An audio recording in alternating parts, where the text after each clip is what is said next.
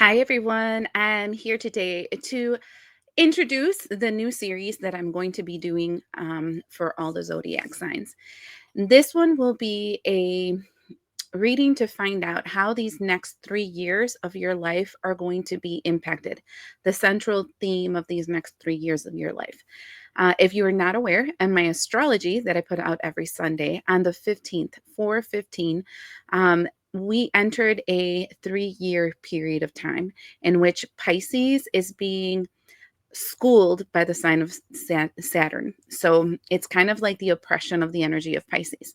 Now, what you should know about this, first of all, we've been in the age of Pisces since around 50 BCE, and we will be transitioning into the age of Aquarius and solidifying the age of Aquarius at 2100. Okay. It seems like a far way away because we're like 75 years away from actually being in 2100. But that means that we are currently in this 100-year cycle from 2000 to 2100 of the shift into the age of Aquarius.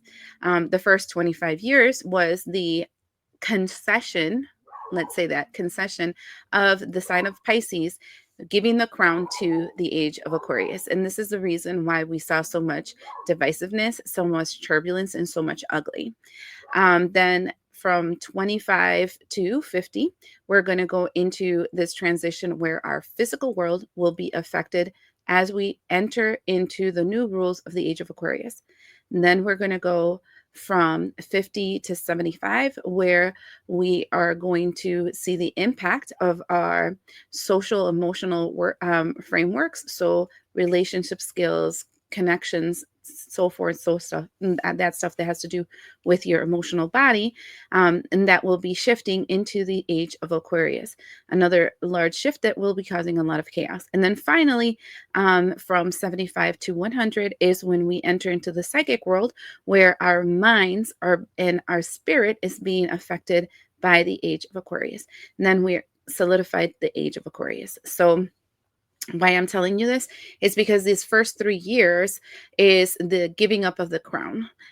We're actually entering into what the Bible talks about in the age of, in the book of Revelations of the 7 years of darkness. This is the first 3 years, and then we're going to go into another 4-year cycle, which is like, that shift. Okay, so you have to think of 7, very important because it represents every single one of our energy centers. So if you're going from the base all the way to the crown, it's not until the 7th year that we finally are free from all the confinements of the age of Pisces. What does the age of Pisces mean? You have to think of the age of Pisces as the two fish. This is when there was a separation between the yin and the yang, where there are perceived differences between white and black and good and bad and right and wrong, kind of a separation. And then because of that separation, there was a lot of deceit because as you saw the yin and yang, there was a lot of yin inside the yang and a lot of yang inside the yin, right? So there's darkness, hidden darkness in people. There's masks that they were wearing. There was lies and deceit. As we're entering into the age of Aquarius, what we're doing is that we're moving into a season in which your external world and the way people view you and everything will be what your internal world truly is. There is no more hiding. And I've explained this over and over again for a while, but a lot of people are not understanding. There are some people that are already receiving the impacts of being seen. Some of them are very negative and some of them are really positive. It depends on what side of the spectrum you are. So this series will be focusing on this. This introduction video will be in every single one of them. So people are aware as to what it is that I'm focusing on. We will see how it will affect your light aspect. In other words, the sun, what you can see in your life and what you will know on your 3D reality. And then we're going to be looking at your dark aspect and the moon aspect, which is your subconscious. And then we're also going to be looking at the thing you will be confronting because we will be looking at your double energy. So I hope this is very informative and it helps you guys to understand why you're feeling how you're feeling these next 3 years, as it is a huge shift that is happening in the collective. Thank you for being part of the family and always subscribing. Thank you for checking out my website and subscribing to my newsletter there, where I send out a email every week on the astrology. And thank you for being interested in the services that I provide. All of you guys have been a blessing to me and a blessing to this channel, and I greatly appreciate each and every single one of you. So let's start our message. Hello, people of the sign of Leo. I'm going to shuffle the cards at least like 4 times so we can make sure it's really nicely mixed for you guys. And then we're going to go with the message. I also have some charms. So I'm going to pull out at least like a charm or so to find out more information about this transition and how it will be affecting you. Okay. Interestingly, the sun card is right off the top. So let's see. Ooh. Oh, you can see them. Okay. So this is a line and this is on the side. Okay. So the side one, which is something you can't see, something that is apart from how things are going to be moving, is the energy of the swan. So this for me is a revelation of yourself. There it goes, this one. A revelation of yourself in which you're starting to realize you're not the ugly duckling anymore, that you're the beautiful swan. There is good inside of you. There is some importance and some value that you at this point can't see because it was upside down. Now, what we do see is a progression here. And like I said, it's going to be 3 years. So the first thing from the bottom going to the top is the cross. So the cross is all about the cross you carry. This is a belief system. This can be like a truth about yourself that you believe is 100% truth that has been the hindrance in your life. This reminds me of the Jesus thing that they say, pick up your cross and follow me. It's kind of like pick up that heavy burden that you have inside of yourself and follow me. Walk through the energy and allow yourself to die in that cross so that you can be reborn. I'm feeling like there is something that you've been carrying inside of you. It's a truth about yourself. Like, I'm dumb. I can't accomplish anything. Things are so difficult to come by. Nobody loves me. I have to prove my worth. I have to prove my value. I have to prove to people that I am worth being loved, right? Nobody cares more about me than my family, yada, yada, yada. Each one of us have our different belief systems. So that cross is the thing that you are going to be facing these 3 years. The next thing that we have is the flower.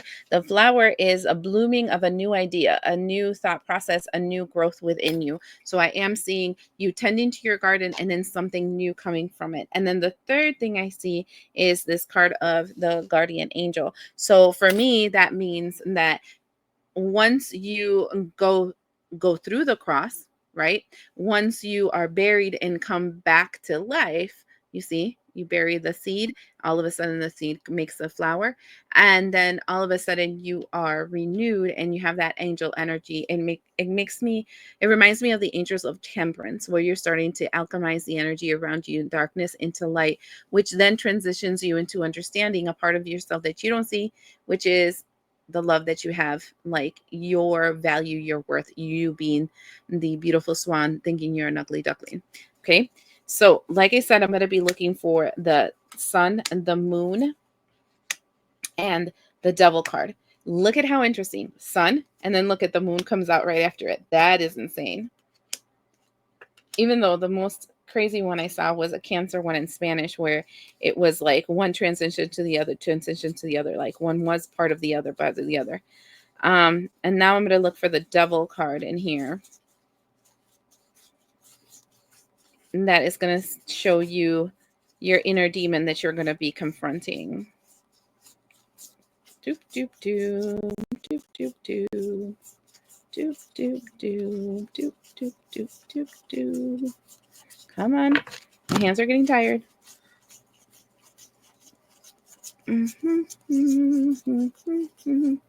Here is the devil card. 1, 2, 3. Ironically, the last 3 of the whole deck. In the bottom of the deck, we have the energy of the Queen of Pentacles. Now, the Queen of Pentacles is the energy of the matriarch, the female energy. I feel like a lot of the things that you are confronting is a belief system implanted within you from your mother energy. And so, because it's a cross, it feels like a hindrance. Okay, so the sun card, what you're seeing. If we're thinking about this year 1, year 2, year 3, you can see that, but I think it's kind of interliking between each other depending on how long you're going to take on one compared to the other. The first thing we have is the energy of the Two of Swords, and this is a stalemate. A stalemate between a belief system that you're trying to create and the belief system that you have. Then we have the Chiron card. I call it the Chiron card. Is the Five of Wands. This is a wounded warrior. This is the lesson that you came to learn in this world. Now, something that I just recently acquired that was super interesting is look up your birthday and then look up the eclipse that happened right before your birthday. It can be a solar eclipse or a lunar eclipse, okay? If it's a solar eclipse, it's something that is affecting your 3D reality. If it's a lunar eclipse, it's a mental constriction that is limiting your 3D reality. So one is in the physical, one is in the spiritual. This is the sun, this is the moon, the physical and the spiritual, subconscious. And then what you're going to look at is what house it was influencing and what sign it was influencing. Okay, so let's say it was a Scorpio on the 8th house. You know that, and it was a solar eclipse. Something that is affecting your finances in the physical world is due to your entanglement with somebody else's money, somebody else's resources, some kind of inheritance. So this is kind of what I'm telling you. But if it was in the moon, it's like something that is hindering your money, has to do, your resources, your expansion has to do with a subconscious entanglement, some spiritual entanglement that you have.